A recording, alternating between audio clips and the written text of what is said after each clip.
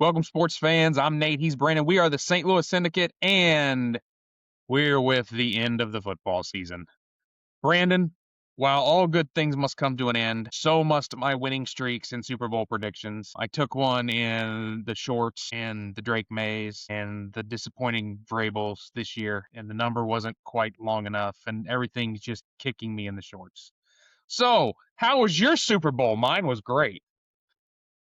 Mine was very close to being horrible. Okay. We're one hold call away from Oh, ruining everything. this Yeah. versus this? Block the guy, Yeah. don't grab the guy? Okay, just checking. Yeah. I ended up putting everything on the under. I did go out right before the game started and put some money on the Pats Okay. on one of the prediction markets and ended up getting like plus 15, plus 220, something like that. Pretty good number. Just threw that money in a wood chipper. But like Yeah.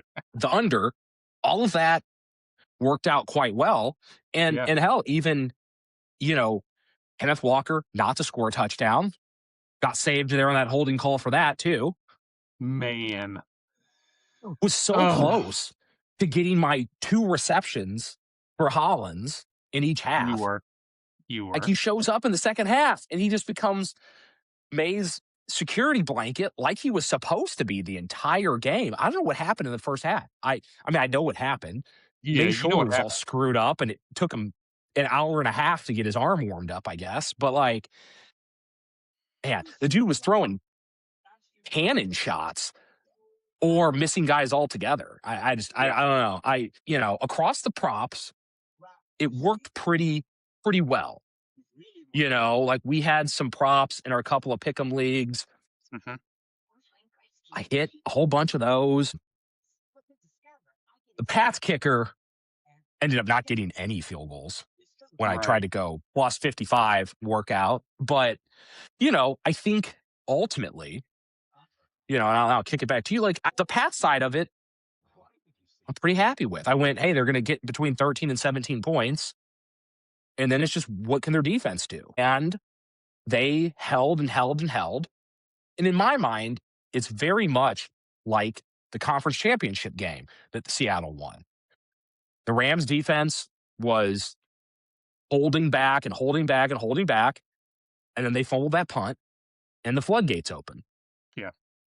This one, they were holding and holding and holding. And then May got stripped and the defense had to go right back out there. And then everything fell apart. And, it came down to those couple of plays of, can you be consistent and not turn the ball over? And that's what Seattle did. That's what New England didn't do. So what are you thinking about this, taking away from this, going towards next year? I really think just as far as a game assessment goes, just at a high level, you're exactly spot on with that pivotal play being the strip sack, interception, fumble, whatever they called it. It was a pivotal point, and we kind of talked about it last week that there was going to have to be a pivotal point. We saw how this game was going to go. We saw the defenses were going to slug it out, but at the same time, I had mentioned that I thought the offenses could really get on track because they'd had a couple weeks to prepare, and these offensive coordinators weren't going to be held back. I was absolutely wrong in that assessment. The defenses came out and were like light years ahead. It was like when pitchers and catchers report 2 weeks before and the pitchers are ahead of the batters. It's like, holy shit, they were so far ahead of the offenses in this. It was unbelievable. Seattle, I think, remember we talked about position breakdowns? I think that Yeah. as we look at them, I think we gave the edge. I think we called the quarterbacks a wash. In this particular instance, Darnold was a little bit better. I do think, to your point, he might have been injured. I don't know if we'll ever know the truth about that, but the throws he was making were terribly under or terribly over. It's like he didn't have feel. Like his, Yeah. whether that's an injury or not, it's like he did not have, as a quarterback, you have to have touch and feel. And he kept coming up either too short or too long, where a quarterback in the Super Bowl, after playing all year, should be drilling guys in the numbers. A guy who should be Mhm. up for the MVP should be drilling people and dropping dimes. And I don't care how good that defense is, that doesn't change who he is as a player. And he was shorting it and longing it, and Yeah. that's a problem. Now, if he's hitting it on the money and they're defending it and knocking it down, or a lot of times their pass rush would get there soon. That made a lot of sense. I felt that Well, the that's how Gonzalez yeah, held the game in place. Was he did. Darnold, only threw for 202 yards Mhm. because Gonzalez was wearing JSN like a dinner jacket. Like Yeah, every ball, he was jumping into the exact right second. He was just slapping the ball away like without touching him. It was insane. He would have thrown for another, I don't know, 140 yards if he yeah, wouldn't have been the guy stopping it. And on the other side, exactly what you're saying, like May missed 4 or 5 passes where he just literally threw it through the hands of his wide receiver yeah, because he wasn't dead on and he was throwing it like he was just throwing a fastball every time. yeah, So yeah. it's He very didn't have clear that, like, whatever problem with his shoulder that he got the shots for, it wasn't that level of comfort. Like it didn't really loosen him up. It made it so he could play, but like he didn't have the touch to it. right. That's what he lost. He completely lost his touch. May have numbed the pain, but he lost his feel. And you have to have some feel for the game as a quarterback. I think you bring up a great point. We talked a little bit about can Gonzalez stop JSN, and he did. Yeah. And you know what He sure happened? did. My prop of Cooper Cup over 3.5 exploded. I think I Yeah. was screaming about that on our not just our Uh-huh. podcast, but on the little clip that you guys all see on TikTok and YouTube and everything. And ultimately, kind of what happened there happened. Shaheed and Cup took over because we knew their defensive backs could only pick on one of them to stop, and they did that. And then the other piece is Seattle did a really good job, I thought, using their receivers and tight ends to run the defensive backs and the backers off the ball and allowing Walker to get to the edge. There That were was many incredible. I didn't think he would get to the edge like that. I thought Vrabel would game plan against that differently. And he got to the edge a lot more than I anticipated he would. And that was a big difference maker in the game for me as well. Yeah, well, the Walker thing was wildly surprising. I got, and look, when it came down to it, we had some props across a couple of the different leagues that we're playing in, Yeah, comparing his yards to the winner of the Waste Management Open final round score. And going, I think he's going to go over, but then I yeah, had him for no touchdown. So I was kind of drawing this thin line of going, I think he's going to go off reasonably, but I don't think he's going to get in the end zone. And then from the first drive, you were like, oh, well, hell, how is he not going to get in the end zone? And they kept bending and not breaking at least, right, but that push that New England throughout the year was able to get up the field and kind of disrupt people from getting outside wasn't working. It was like right, Seattle looked at it and went, hey, what if we just get to the outside and they can come up the middle all they want, but we're going to be gone before right. they can get through the line. And it worked over and over and over again. And it was basically the difference in the game. Yeah. There was no They adjustment. bottle up a couple of those outside runs and they're still playing right now. I mean, like, it would have just been a field goal competition if he wasn't able to get them off of that, turning those second downs into first downs and not letting them get backed up and get stuffed on third down, which rightfully, finally, we had some people vote on some stuff and they picked the right guy for it. Kind of crazy. But obviously, whoever they let vote for the MVP is different than who they let vote for the Hall of Fame, I guess. Yeah, absolutely. Oh, that's funny. I think Roger Craig is happy though he finally got in. So if we had to trade Look, Roger Craig for you know, Belichick, I'll take that. yeah, I mean, I don't want to take anything away. It's a structural issue to, have that many different kinds of categories pushed into one place and going, hey, who we're taking old timey players and coaches and team governors, and you're going to vote for all of them at the same time. That's the Hall of Fame screwing up, because obviously Roger Craig, is a big enough part of the history of football and what they did in those 49ers teams that very reasonably to get into the Hall of Fame. Just not over Yeah. Bill Belichick and Robert Kraft. But I was very happy to see that when you have a game like this, that they didn't just go, hey, we'll give it to Sam Darnold, you Yeah. know? And, it's a little hard to believe that, there isn't some history that went into that. That, like, if I, that was, you know, uh, Mahomes or Allen or yeah. Lamar or Burrow that had that kind of game and their team won by 16 points, you go, they probably give it to the famous quarterback. And they kind of Maybe. slided Darnold on that. But this is the real outcome that should have happened. Somebody goes for 27 and 135, whether they get the touchdown or not, they carried the game. Yeah. So I'm Absolutely. happy for the guy. I think that was the right answer, unless you wanted to dig into the defense and go, we're going to pick one of the four guys that are getting this push on the line. Yeah. And it's hard to, you know, pick one of those guys out and go, oh, that's the guy that did all of it. Yeah. Because You all needed four all of four of them them. were Yeah. causing an incredible problem. So, You almost needed all four, and it's, a lot of them, the blitzing, the schemes, the calls. I mean, yeah, a lot of times they were getting home with fours consistently, but every time they sent pressure, they seemed to always get there, or at least that was the appearance. Because and yeah, Drake May, he's seen ghosts. I guess. I guess Drake may see ghosts now. yeah, So yeah. I mean, he was getting shoved at least on every play. every play. Anything that he let the play develop, like obviously you run the ball or you get a quick throw, it's whatever. Anytime he like fully dropped back, he got shoved to the ground almost. Yeah. And it's just like that's going. I mean, that first pick, when it happened live, I just went like, I don't know where that ball was trying to go. Like he threw it between two levels of his wide receivers. Like I think he was trying to go long and he came up short, but there was a crosser under that it was basically equidistant over that guy's head. It was like he Yeah. was trying to hit directly between them. And I think it's because you take those couple of seconds worth of count and you go, I got to get this ball out or somebody's going Yeah. to knock my head off my shoulders.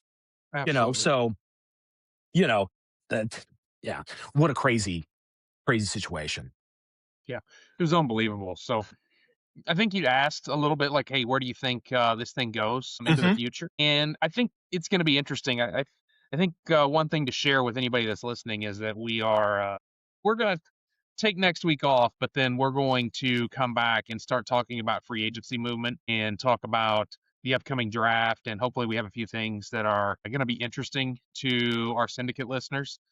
Try to keep football a little bit at the forefront of our minds. We'll dabble into basketball a little bit, dabble into baseball a little bit, but try to keep some things actively thinking about football because it's going to help prepare you potentially for early year plays, not preseason, week 1, 2, 3, and 4 next year, and kind of no preseason, please. And then talk about, some of the things that we can do to help prepare you for the season. But one of the big things is, and I think I saw this, is that, and I have to do more research, admittedly, but I heard K9, Kenneth Walker, is a free agent.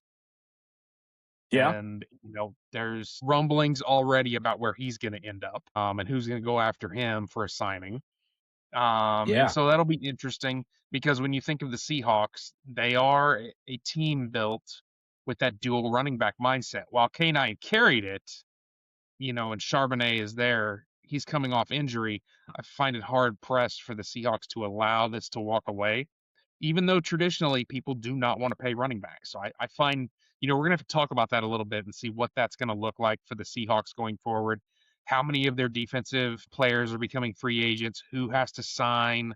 It'll be interesting to talk about those kind of things. I'm looking forward to diving into that a little bit more and actually thinking about a different part of the game of football than just the X's and O's during game day and what the line movement is. So it'll kind of be fun, and we're hoping everybody kind of jumps along for the ride with us. What are your thoughts on what we're going to be doing going forward, and then maybe what do you think about New England?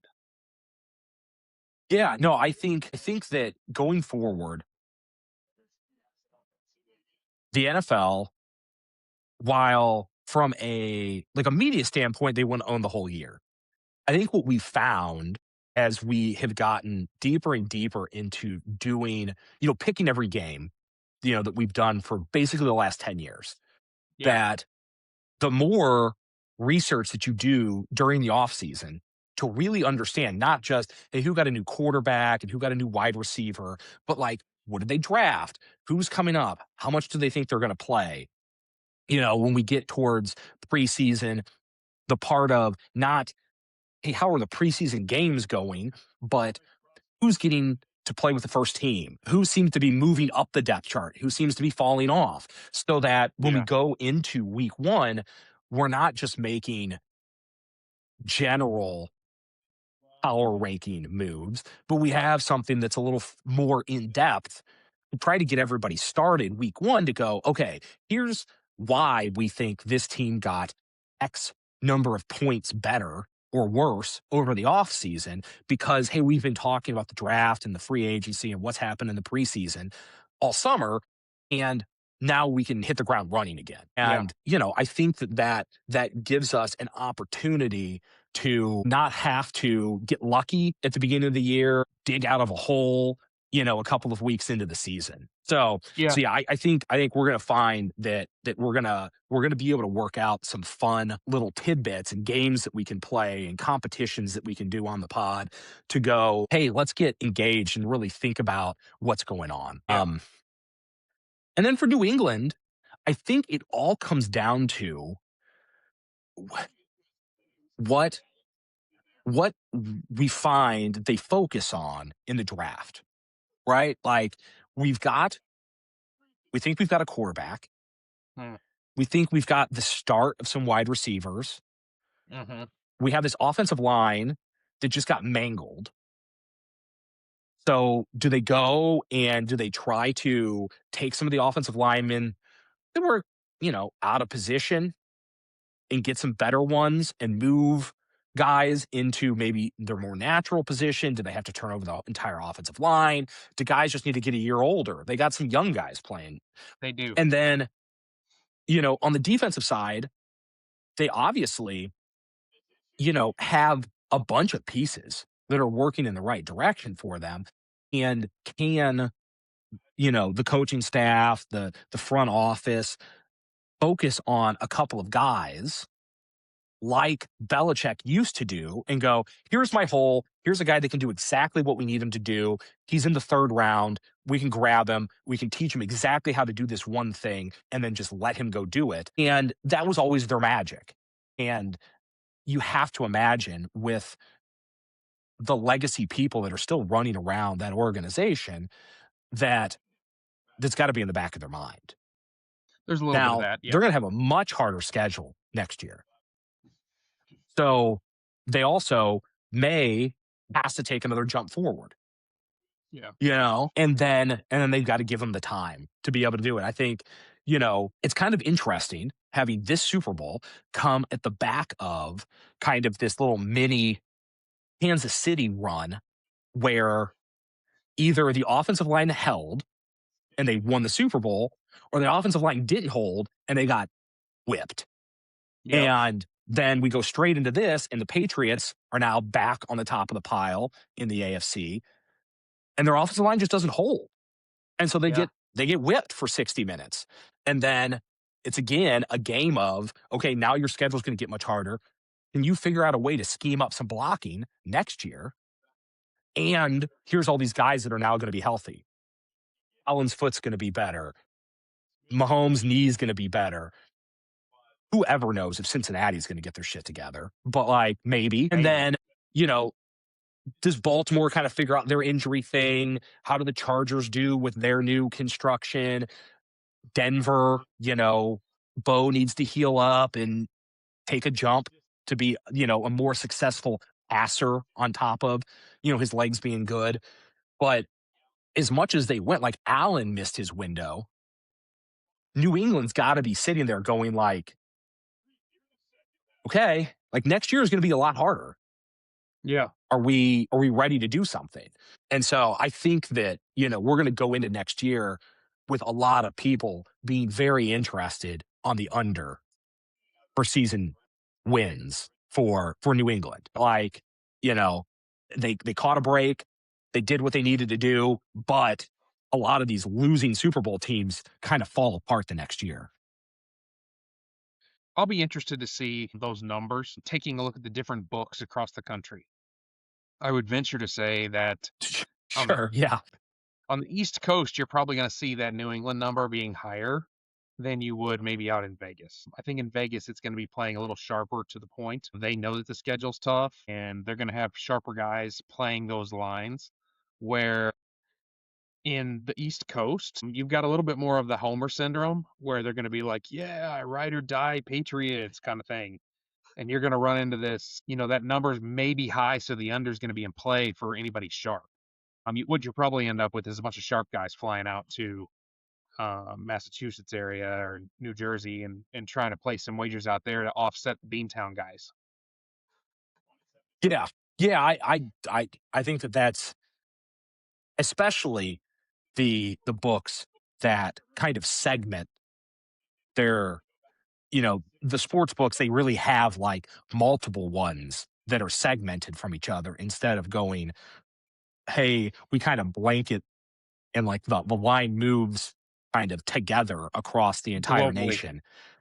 There should be some fun ways to segment that off and go, hey, look, if you're liking the under, watch with some of those East Coast numbers.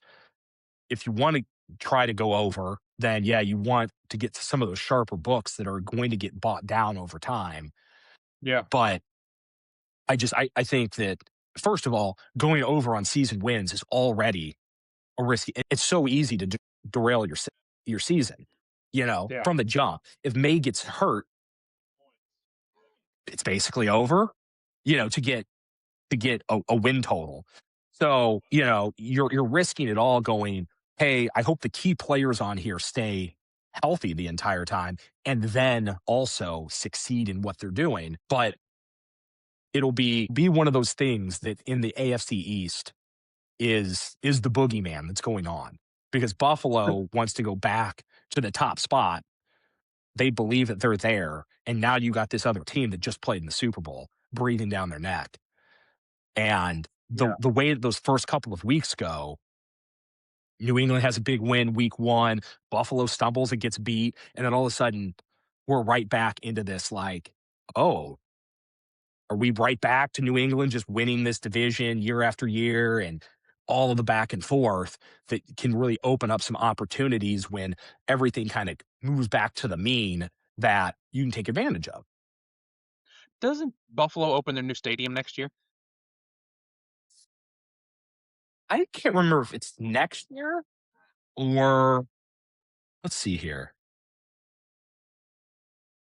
With the scenario you just laid out, an amazing Thursday night opening game for the NFL would be the Patriots traveling it to Buffalo to open the new stadium.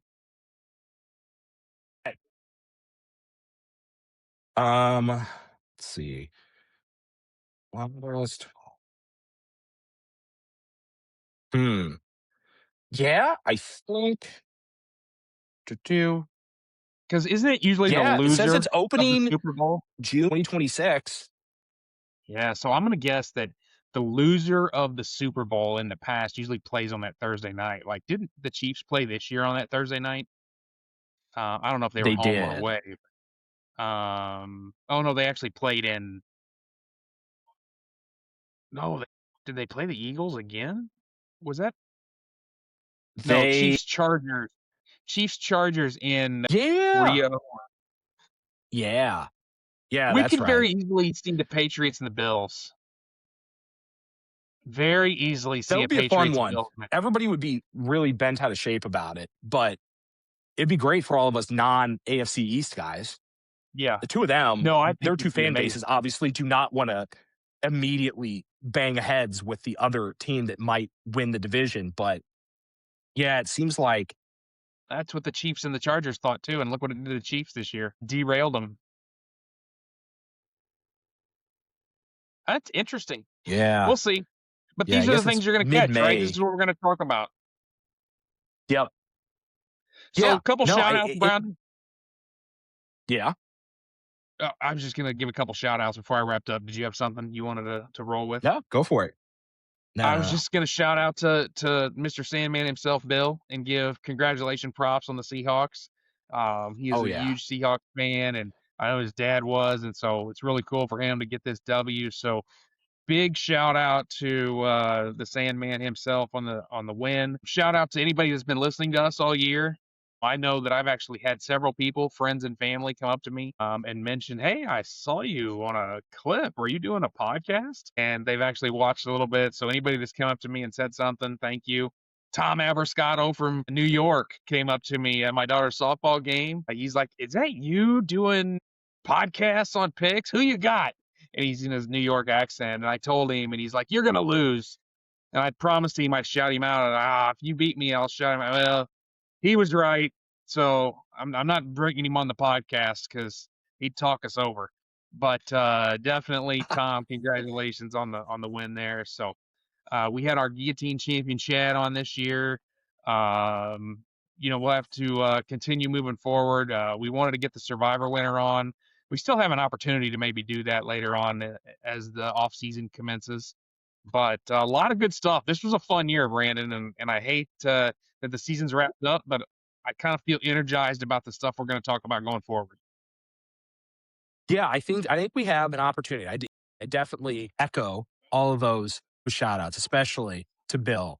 There's nothing like watching your team win a championship. You think about it for 6 months and then it finally gets over the hump. And especially a win like this, where you're pretty sure this game's over from like halfway through the first quarter, and you can just Yeah, relax a little bit and go, okay, I don't need to be like chewing my fingernails off throughout this entire game. So yeah, and then to all the listeners, all the watchers, a huge boost.